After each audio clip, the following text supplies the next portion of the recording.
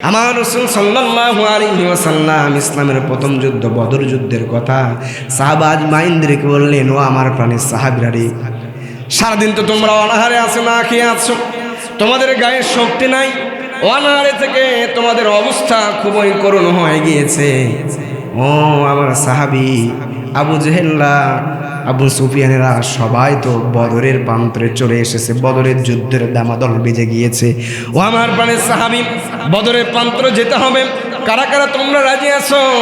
কাফেররা কমপক্ষে 1000+ ছিল, আর মুসলিমদের সংখ্যা ছিল মাত্র 313 জন। কয়জন? কথা বলেন। 313 জন সাহাবী নিয়ে বদরের যুদ্ধের ময়দানে আমার রাসূল সাল্লাল্লাহু আলাইহি ওয়াসাল্লাম 313 জন যুদ্ধের ভিতর 313 জন সাহাবী নিয়ে বদরের যুদ্ধ করেছেন। আর এই বদর যুদ্ধে গিয়ে যিনি জয়ী বানিয়ে দিয়েছেন তিনি কে?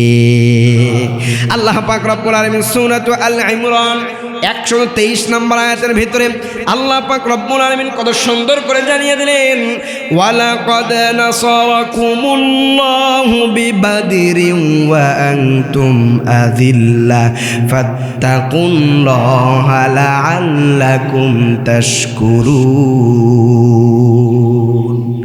আমার রাসূল সাল্লাল্লাহু আলাইহি ওয়াসাল্লাম বলছেন, আমার রাসূল সাল্লাল্লাহু আলাইহি ওয়াসাল্লামকে উদ্দেশ্য করে আল্লাহ পাক রব্বুল আলামিন সূরা আল ইমরানের 123 নম্বর আয়াত নাজিল করলেন। নাজিল করে আল্লাহ পাক রব্বুল আলামিন জানিয়ে দিলেন, আর অবশ্যই আল্লাহ তোমাদেরকে বদরের যুদ্ধ সাহায্য করেছেন, অথচ তোমরা ছিলে হীনবল, মাত্র কয়েকজন। তোমরা হীনবল ছিল, তোমাদের গায়ে কোনো শক্তি ছিল না। 313 জন সাহাবী রমজান অবস্থায় 17 রমজান বদর যুদ্ধ, এই 17 রমজানে 313 জন সাহাবী হীনবল, গায়ে কোনো শক্তি ছিল না। 313 জন সাহাবী নিয়ে আল্লাহর রাসূল সাল্লাল্লাহু আলাইহি ওয়াসাল্লাম বদরের যুদ্ধে গিয়ে জয়ী হয়ে ফিরে এসেছি। এই বদর যুদ্ধে দুইজন সাহাবী ছিল, দুইজন পিচ্চি সাহাবী, যার নাম মুআজ আর মুআজ, দুই ভাই। এই মুআজ আর মুআজ আল্লাহ রাসূল সাল্লাল্লাহু আলাইহি ওয়াসাল্লামকে এসে বলে, ইয়া রাসূলুল্লাহ, ইয়া হাবিবাল্লাহ, শুনলাম বদরের যুদ্ধ যাওয়ার জন্য সাহাবা আজমাইন রেডি হয়ে গিয়েছে। ইয়া রাসূলুল্লাহ, ইয়া হাবিবাল্লাহ, আমরা তো দুইজন পিচ্চি সাহাবী, 9 বছর আর 13 বছর বয়সে মুআজ আর মুআজ, দুইজন ভাই। একজন ভাইয়ের বয়স 9 বছর আর একজন ভাইয়ের বয়স 13 বছর। এই মুআজ আর মুআজ বদরের যুদ্ধে যাওয়ার জন্য বিশ্ব নবীর দরবারে চলে আসলেন। বিশ্ব নবীর দরবারে এসে বললেন, রাসূলুল্লাহ, ইয়া হাবিবাল্লাহ, আমরা দুই ভাই ছোট হতে পারি, আমাদের ঈমান বড় মজবুত। ইয়া রাসূলুল্লাহ, আমরা মুআজ আর মুআজ দুই ভাই যুদ্ধের ময়দানে যেতে চাই। ইয়া রাসূলুল্লাহ, ইয়া হাবিবাল্লাহ, আপনি যদি অনুমতি দিয়ে দেন, আমরা দুই ভাই বদরের প্রান্তরে গিয়ে আবু জেহেলকে সর্বপ্রথম হত্যা করতে চাই। মুআজ আর মুআজের ঈমান এত শক্তিশালী ছিল, এত বৃদ্ধি ছিল। এই মুআজ আর মুআজ আল্লাহ রাসূল সাল্লাল্লাহু আলাইহি ওয়াসাল্লামকে যখন বললেন, আল্লাহ রাসূল সাল্লাল্লাহু আলাইহি ওয়াসাল্লাম এই দুইজন মুআজ আর মুআজের দুই ভাইয়ের ঈমানি দীপ্ত পাওয়ার দেখে আমার রাসূল সাল্লাল্লাহু আলাইহি ওয়াসাল্লাম হতবাক হয়ে গেলেন। এবার মুআজ আর মুআজ আল্লাহ রাসূল সাল্লাল্লাহু আলাইহি ওয়াসাল্লামকে ছোট ভাই বলতেছে, ইয়া রাসূলুল্লাহ, হয়তোবা আপনি মনে করতেছেন আমি ছোট হতে পারি, আমার গায়ে মনে হয় শক্তি নাই। ইয়া রাসূলুল্লাহ, ইয়া হাবিবাল্লাহ, আমি ছোট হতে পারি, কিন্তু আমার গায়ে অনেক শক্তি আছে। আপনি আমাদের দুই ভাইকে পরীক্ষা করতে চান, যে বেশি শক্তিশালী তাকে আপনি বদরের ময়দানে আপনি পাঠিয়ে দিতে পারেন। দুই ভাইয়ের যুদ্ধ শুরু হয়ে গেল, ট্রেনিং দিতেছে দুই ভাই, ছোট ভাই বড় ভাই একের পর এক শক্তির জন্য লড়াই করতেছে। লড়াই করতে করতে করতে এক পর্যায়ে মুআজের নিচে যখন মুআজ পড়ে গেল, বড় ভাইয়ের এরকম করে বড় ভাই ছোট ভাইয়ের বুকের উপরে যখন উঠে বসলেন, উঠে বসার পরে বড় ভাইকে এবার মুআজকে কানে কানে ডেকে ডেকে বলতেছে, মুআজ, ও আমার ভাই, আমি তো ছোট, আমার শক্তি তো কম হবেই। ও আমার ভাই, আমার শক্তি কম, এটা তুমিও জানো, এটা আল্লাহ রাসূল সাল্লাল্লাহু আলাইহি ওয়াসাল্লাম বুঝতে পেরেছেন।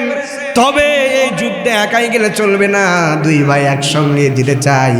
ও ভাই, তুমি এমনভাবে আমাকে ধরো যেন আমিও 50% থাকি, তুমিও 50% থাকো, অর্থাৎ দুই ভাই মিলে যুদ্ধের ময়দানে যেতে চাই। দুই ভাইয়ের কি বুদ্ধি!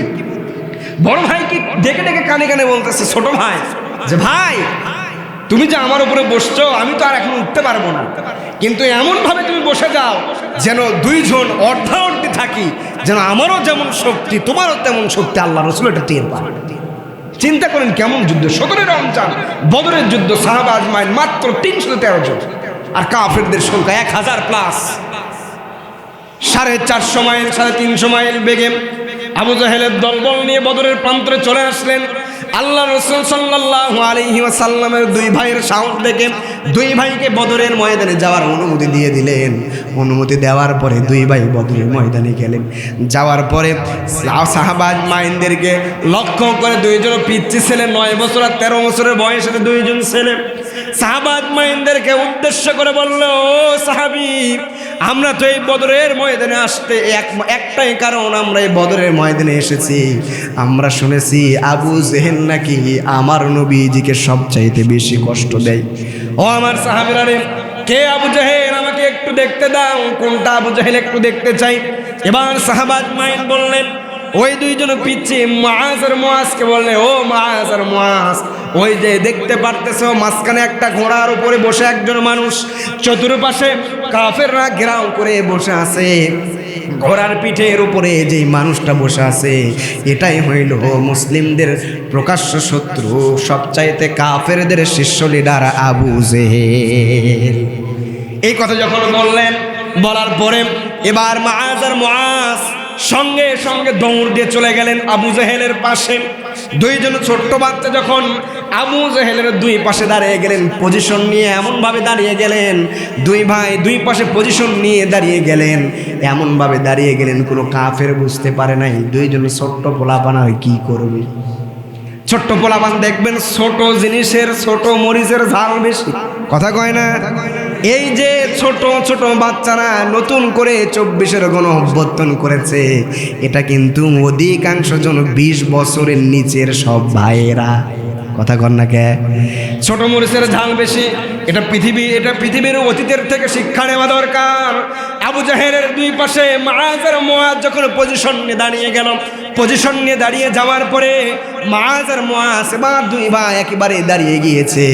দাঁড়িয়ে যাওয়ার পরে সঙ্গে সঙ্গে আবু জাহেলের পায়ে দুই ভাই দুই পাশ থেকে এমনভাবে আঘাত করেছে, আবু জাহেল যতদিন পর্যন্ত বেঁচে ছিল দুই পায়ে ভর দিয়ে আর দাঁড়াইতে পারে না।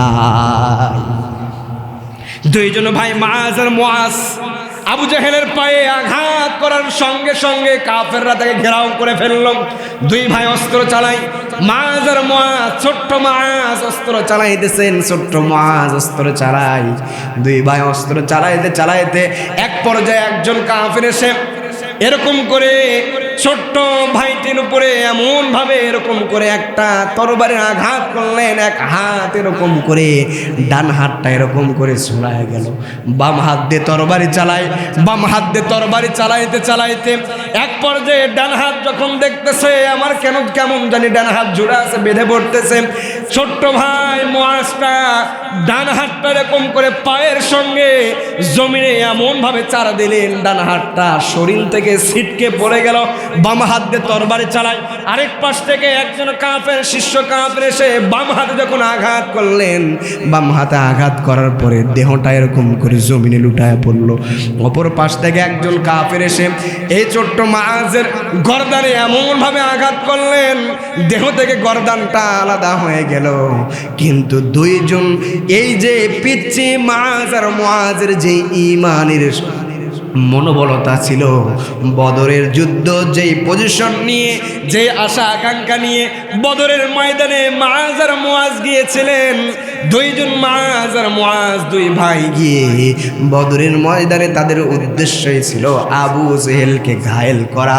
তারা আবু জেহেলকে ঘায়েল করে ফিরে এসেছে। তারপরে যিনি বিজয়ী দিয়েছেন তিনি কে? আল্লাহ রাসূল সাল্লাল্লাহু আলাইহি ওয়াসাল্লাম। আমরা সবাই জানি বদরের যুদ্ধে যে মূল যে আকর্ষণ, আল্লাহ রাসূল সাল্লাল্লাহু আলাইহি ওয়াসাল্লাম এক মুষ্টি বালুগুলো নিয়েছিলেন। আর এই বালু এরকম করে আল্লাহ পাক রব্বুল আলামিন রাসূলকে বললেন, ও আমার বন্ধু, এই বালুগুলো আপনি ফু দিয়ে ছেড়িয়ে দেন।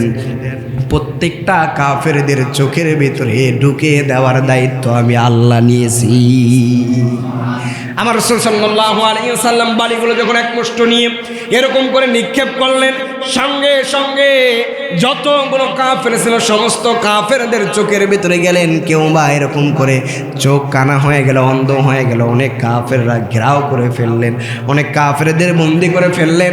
বন্দি করার পরে 1000+ বদরের যুদ্ধের সৈন্যগুলো 1000+ কাফের বেঈমানদের সামনেও 313 জন সাহাবী যারা ছিল হীনবল, যাদের কোনো শক্তি ছিল না, তাদেরকে আল্লাহ পাক রব্বুল আলামিন জয়ী করে দিয়েছে। রোজার এমন পাওয়া আল্লাহ পাক রব্বুল আলামিন তার রাসূলকে দিয়ে জানিয়ে দিলেন। আল্লাহ রাসূল সাল্লাল্লাহু আলাইহি ওয়াসাল্লাম জানিয়ে দেন, وقال عليه الصلاة والسلام من صام رمضان ঈমানান ওয়াহতিসাবান গুফিরা লাহু মা তাকদ্দামা মিন যামবি। আল্লাহ রাসূল সাল্লাল্লাহু আলাইহি ওয়াসাল্লাম বলেন, যে ব্যক্তি ঈমান ও ইহতিসাবের সাথে রমজান মাসে রোজা পালন করবে, আমি আল্লাহ তার অতীতের সব গুনাহগুলো মাফ করে দেব। শুধু এই কথাই নয়, সারাদিন অনাহারে থাকলো, রাত্রে জেগে এই হাদিসের ভিতরে একেবারে নামাজের তারাবির নামাজের কথা উল্লেখ করা হইল। সারাদিন রোজা রাখার পরে কোনো ব্যক্তি যদি ওমান কামা রমাদান ঈমানান ওয়া ইহতিসাবান গুফিরা লাহু মা তাকদ্দামা মিন যামবি, সারাদিন অনাহারে থাকার পরে রাত্রে জেগে তারাবির নামাজ আদায় করলো, নফল ইবাদত করলো, আমি আল্লাহ ঘোষণা দিয়ে দিলাম তার অতীতের সব গুনাহগুলো আমি মাফ করে দিব। রোজা একমাত্র আল্লাহর জন্য। এই যে রমজানুল মুবারক মাসে আমরা রোজা রাখি, কোরআন নাজিলের মাস। এই কোরআন নাজিলের মাসে আমরা রোজা রাখতেছি। আল্লাহ পাক রব্বুল আলামিন বলছেন, কিয়ামতের দিন যখন আপনি দুনিয়া থেকে বিদায় নিয়ে চলে যাবেন, আমাকেও বিদায় নিয়ে চলে যেতে হবে, আপনাকেও বিদায় নিয়ে চলে যেতে হবে। এই দুনিয়া থাকার জায়গা নয়, দুনিয়া বড় স্বার্থপর, দুনিয়া কাউরে জায়গা দেয় না। কিয়ামতের দিন কঠিন হাসরের ময়দানে দুইটা জিনিস শাফাআত করতে পারবে, তার ভিতরে একটা হলো রোজা আর একটি হলো কোরআন। সুবহানাল্লাহ, একটু জোরে কর না। একটা হলো রোজা আর একটি কোরআন। দুইটা জিনিস শাফাআত করবে। রোজা বলবে, ওগো আল্লাহ, আপনার এই বান্দা একমাত্র আপনাকে রাজি খুশি করার জন্য সারাটা দিন অনাহারে থেকেছে, আপনার এই বান্দার গুনাহগুলো আপনি মাফ করে দিয়ে আপনার বান্দাকে আপনি জান্নাতের ভিতরে দাখিল করায় দেন। আল্লাহ পাক সঙ্গে সঙ্গে বান্দাদেরকে ডেকে ডেকে বলবে, ইমানদারদেরকে ডেকে ডেকে বলবে, ও রোজাদারদেরকে ডেকে ডেকে বলবে, ও রোজাদার ব্যক্তি, কারা কারা দুনিয়াতে রোজা রেখেছো, তোমাদের জন্য আমি একটা স্পেশাল গেট দিলাম, রায়আন। এই রায়আন নামক গেট দিয়ে জান্নাতের ভিতরে তোমরা প্রবেশ করো। আরেক পাশে কোরআন, আপনাকে এরকম করে আরেক পাশে কোরআন আসবে। কোরআন এসে শাফাআত করবে, ওগো আল্লাহ, আপনার বান্দাটি সারাদিন অনাহারে থাকার পরেও আমি কোরআনকে তারা পড়েছে, কোরআন নাজিলের মাস, কোরআনকে সম্মান করেছে, রাত্রি জেগে জেগে কোরআনের তেলাওয়াত শুনেছে, নামাজ আদায় করেছে, কোরআন তেলাওয়াত করেছে। আল্লাহ, আমি কোরআন আপনার কাছে সুপারিশ করতেছি, আপনার বান্দার সব গুনাহগুলো আপনি মাফ করে দেন। কোরআন নাজিলের মাস আল্লাযী উনজিলা ফীহিল কোরআন। এই কোরআন নাজিলের মাসে আল্লাহ পাক রব্বুল আলামিন আমাদেরকে আরো একটি মাস, এই মাস সবচাইতে দাম বাড়িয়ে দিয়েছেন। রমজান মাস দামি মাস, তার ভিতরে কোরআন নাজিল করে দিয়ে রমজানের দাম আরো বেশি আল্লাহ পাক রব্বুল আলামিন বাড়িয়ে দিয়েছে। এই জন্য কোরআন নাজিলের মাস রমজানুল মুবারক মাস পূর্ণ একটি মাস। আল্লাহ পাক রব্বুল আলামিন যেন আমাদেরকে ঈমানের সাথে ইহতিসাবের সাথে পূর্ণ একটি মাস রোজা রেখে রাত্রিবেলা অলসতা না করিয়া 8 রাকাত 10 রাকাত 12 রাকাত তারাবি না পড়িয়া পূর্ণ একটি মাস যেন 20 রাকাত সালাতুত তারাবি আমরা আদায় করতে পারি। আল্লাহ পাক রব্বুল আলামিন সেই তৌফিক দিয়ে বলে আমিন।